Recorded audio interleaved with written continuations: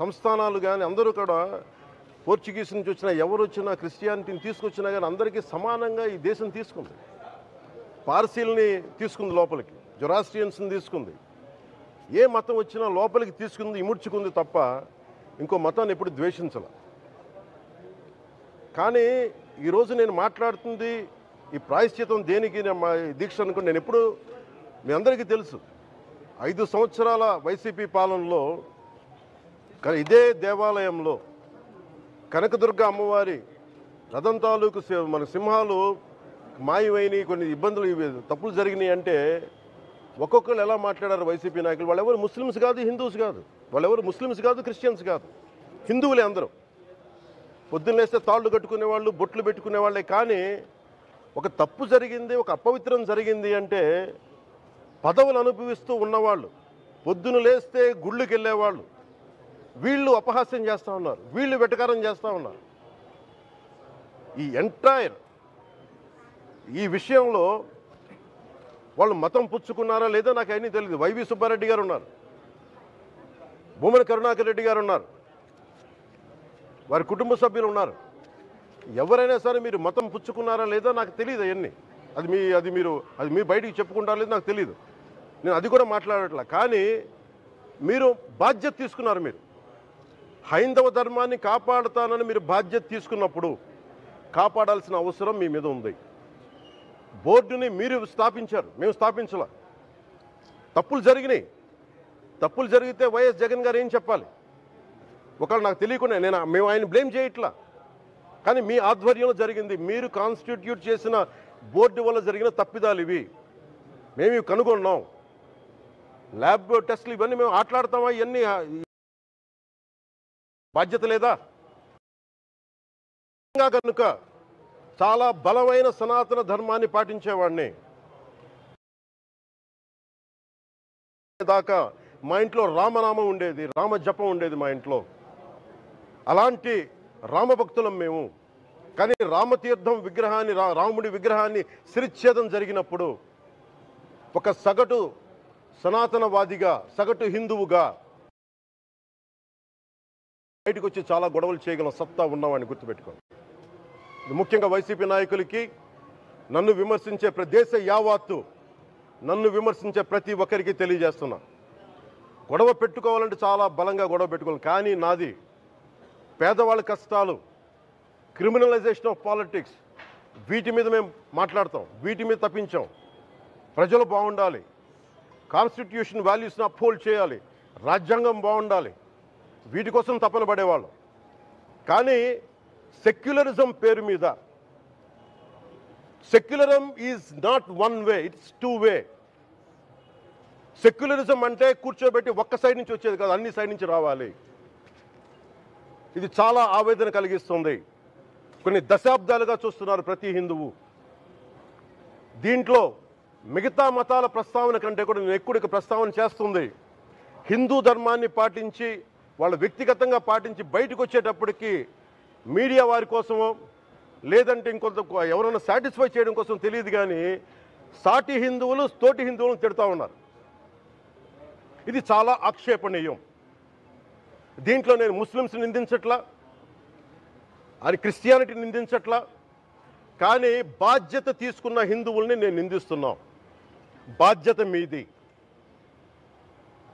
మీరు యథాలాపంగా వచ్చి ఇది పొలిటికల్ పదవులు, విగ్రహాలు పోతే మేము ఇల్లు కట్టుకుంటాం, వాకిళ్ళు కట్టుకుంటాం, ఏం మాటలవి? ఇదే మీరు మస్జిద్లో జరిగితే మాట్లాడతారా?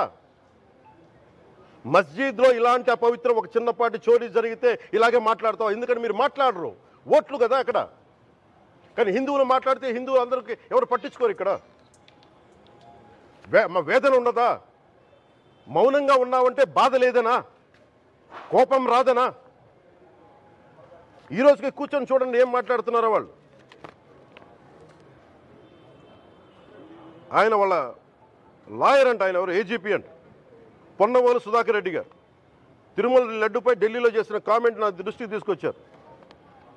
ఇలాంటి సెన్సిటివ్ సమయాల్లో ఎయిదర్ మౌనం మంచిది, మౌనం దాటి పొగరుగా మాట్లాడటం, నన్ను పచ్చి బూతులు తిట్టినా, నన్ను వక్రీకరించినా, నన్ను రోడ్డు మీదకి లాగి నేను ఎప్పుడు మౌనంగానే ఉన్నా. కానీ వైసీపీని నాయకులు, విమర్శించే నాయకులు ప్రత్యేకంగా చెప్తున్నాం, సనాతన ధర్మాన్ని జోలికి రాకండి. తప్పు జరిగితే తప్పు జరిగిందని ఒప్పుకోండి, లేదా మాకు సంబంధం లేదని చెప్పండి. అంతేగాని మళ్ళీ అడ్డగోలుగా మాట్లాడితే ఎవ్వరం క్షమించం. ఇక్కడ మీరు కూడా హిందువులే. పొన్నవోలు సుధాకర్ రెడ్డి గారు, మీరు హిందువులే.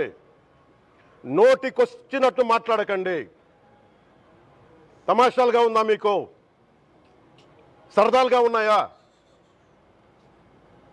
మొన్నటికి మొన్న ప్రకాష్ రాజ్ గారు మాట్లాడారు నా మీద.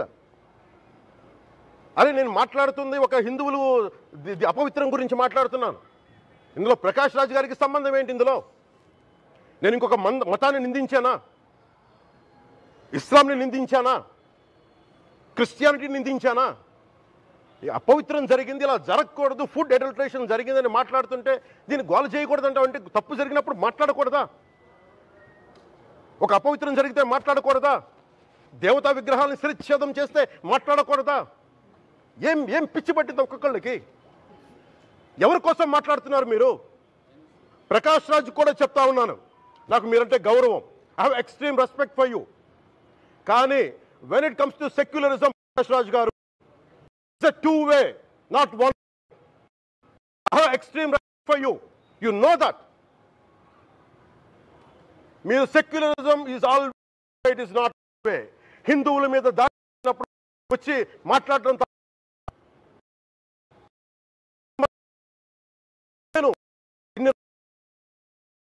మంది కౌలు రైతులకు ఇచ్చాను, ఎంతమంది ముస్లిం ఇస్లాం రైతాంగానికి ఇచ్చాను నేను.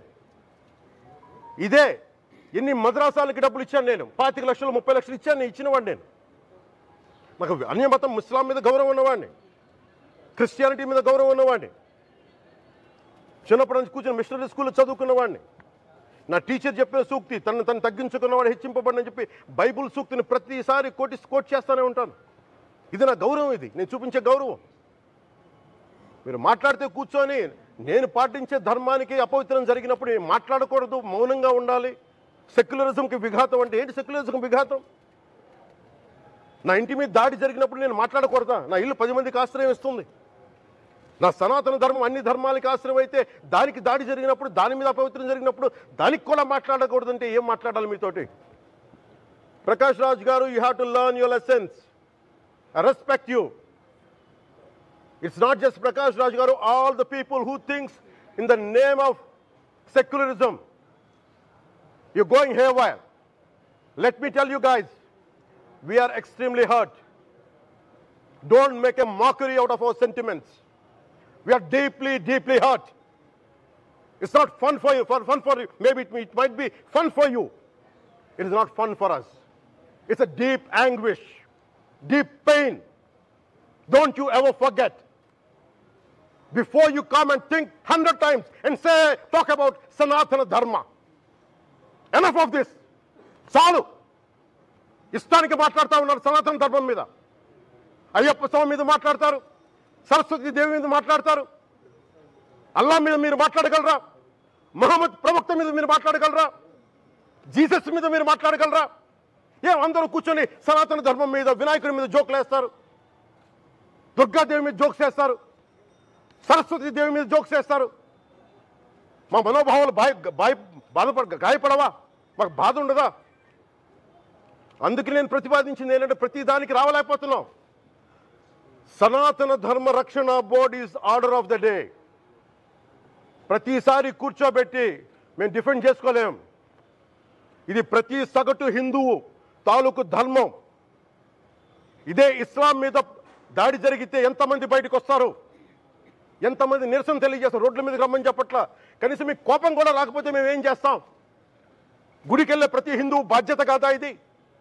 నా ఒక్కరి బాధ్యతైనా, మా బాధ్యతైనా మీది కాదా? ధర్మాన్ని మీరు పరిరక్షించడానికి మీ బాధ్యత కాదా?